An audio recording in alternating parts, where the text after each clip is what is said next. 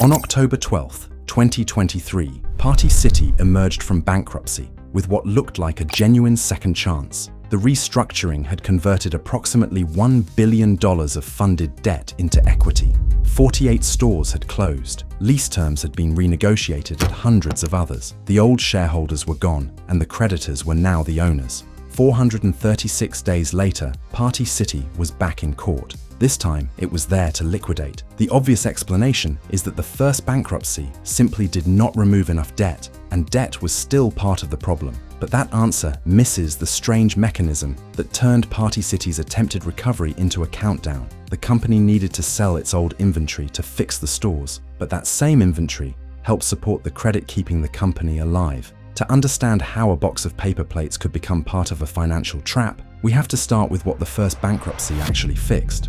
Party City had spent years absorbing one shock after another: heavy debt, expensive stores, online and big box competition, helium shortages, tariffs, freight costs, the pandemic, and inflation. By January 2023, it could no longer carry the entire structure. Chapter 11 did real work. It reduced the old funded debt burden by approximately $1 billion, closed weak locations, and renegotiated roughly 461 leases. That was not cosmetic. But Party City did not emerge debt-free. It issued approximately $232 million of second lien notes, paying 12% interest. Those notes could pay interest by adding it to the balance instead of sending out cash. By the second bankruptcy, the principal had grown to nearly $268 million. The company also emerged with an asset-based credit facility. On paper, the original revolving commitment was as large as $545 million, with another smaller layer of first-in, last-out financing. But a credit commitment is not a bank balance. Party City could only borrow within a formula tied to eligible assets, especially receivables and inventory.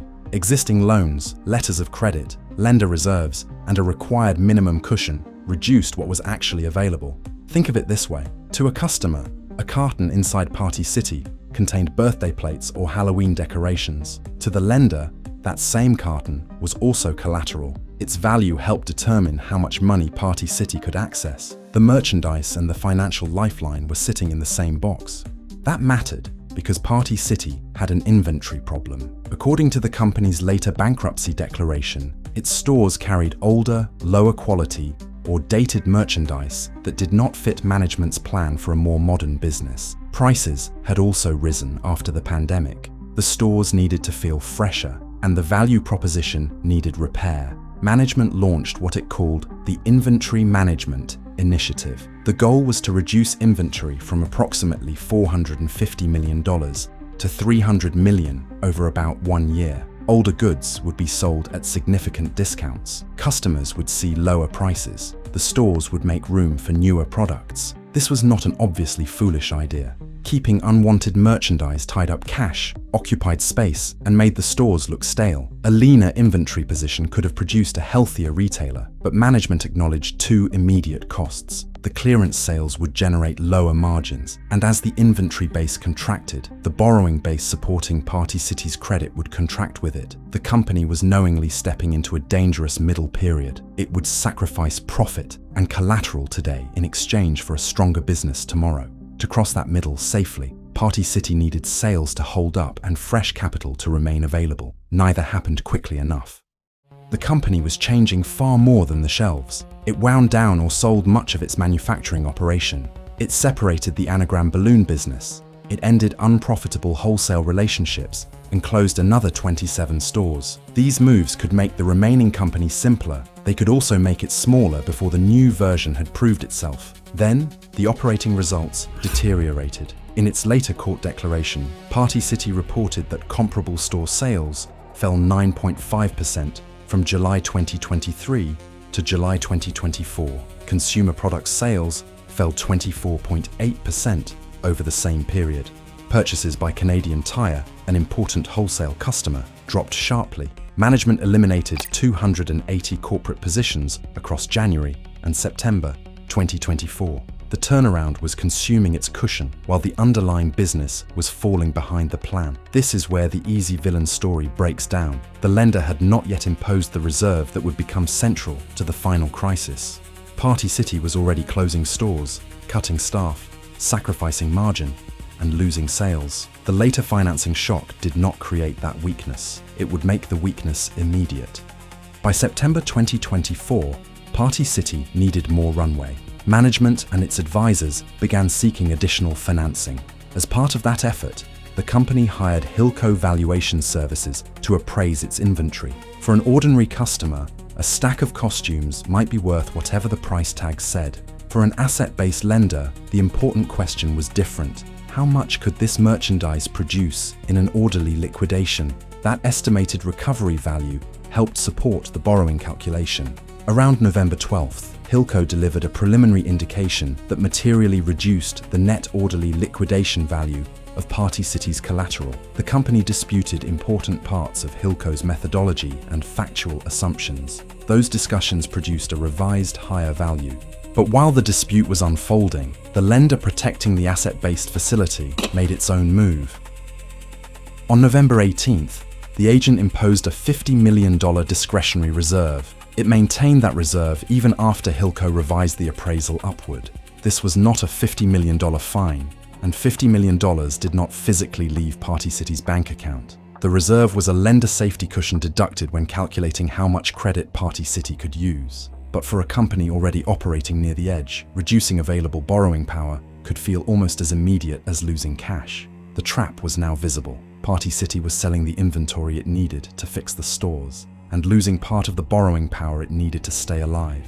The lower appraisal and the reserve did not explain why customers were buying less. They did not explain the wholesale decline, the layoffs, or the years of accumulated pressure.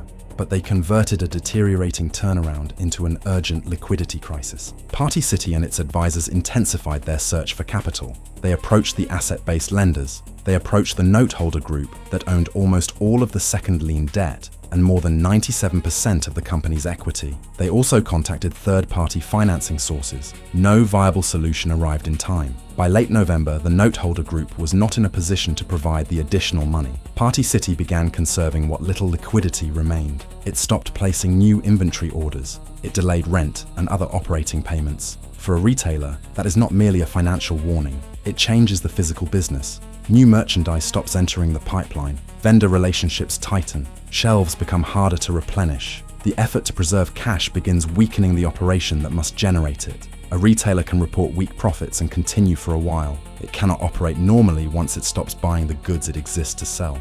On December 10th, 2024, Party City crossed the contractual line. Its available liquidity fell below the required minimum. That created an event of default and gave the asset-based agent the right to sweep cash from company accounts. The 436-day rescue had entered its final 11 days. Party City and its advisors were no longer working only on a turnaround. They were preparing for an orderly liquidation while negotiating for permission to keep using lender-controlled cash during bankruptcy. On December 17th, the company and its lenders entered a forbearance agreement. Party City's spending was restricted to an agreed budget. The company had to retain a liquidation consultant and file for bankruptcy no later than December 22nd.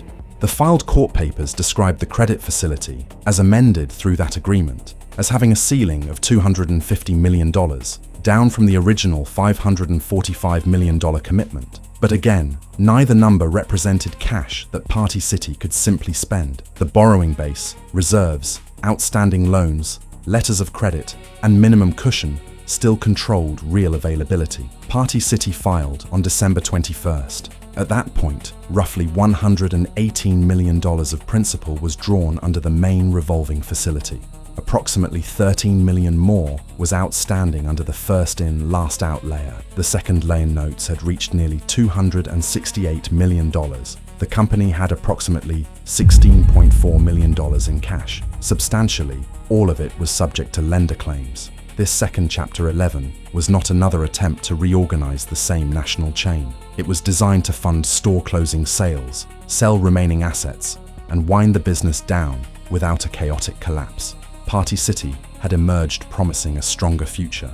436 days later, the remaining cash was being budgeted for an orderly ending.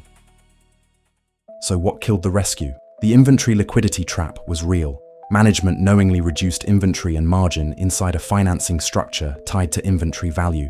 The Hilco appraisal and the $50 million reserve then reduced the remaining runway. The December covenant breach was the immediate contractual trigger, but calling the reserve the single cause would give it too much power and let the failed operating turnaround off too easily. Sales and traffic had deteriorated before the appraisal. The consumer products business was shrinking. The company had closed more stores, eliminated hundreds of corporate jobs, and begun searching for additional financing months before the final default. When Party City asked its lenders, its owners, and outside investors to fund the next stage, nobody supplied enough capital in time. That leaves two competing interpretations. In the first, lender protections pushed a recoverable company into liquidation at the worst possible moment. In the second, the appraisal and reserve simply recognized what the operating results were already showing. Party City's inventory was worth less. Its turnaround required more time, and no one believed the remaining reward justified the risk. The public record cannot tell us exactly how long Party City would have survived without the reserve. The daily borrowing calculations and a clean no-reserve forecast are not public, so the honest conclusion is layered. The first bankruptcy repaired much of the old balance sheet. It did not create a forgiving business. Party City emerged with expensive remaining debt, a shrinking operating base, and a turnaround that deliberately consumed margin and collateral before it could produce a stronger store. When sales disappointed, that structure left almost no room for error. The appraisal and reserve did not create the weak business. They transformed its weakness into an immediate cash crisis. The carton from the beginning of this story now carries three meanings. First, it was merchandise Party City hoped a customer would buy. Then it was collateral supporting the company's credit. Finally, it became inventory to be liquidated for the benefit of lenders and creditors. That is what the rescue failed to fix. It changed the balance sheet, but it did not give the operating business enough strength or enough financial runway to survive the work of changing itself. Party City shows what bankruptcy can repair. Our investigation of Bed Bath & Beyond shows what happens when the value leaves before the repair can even begin.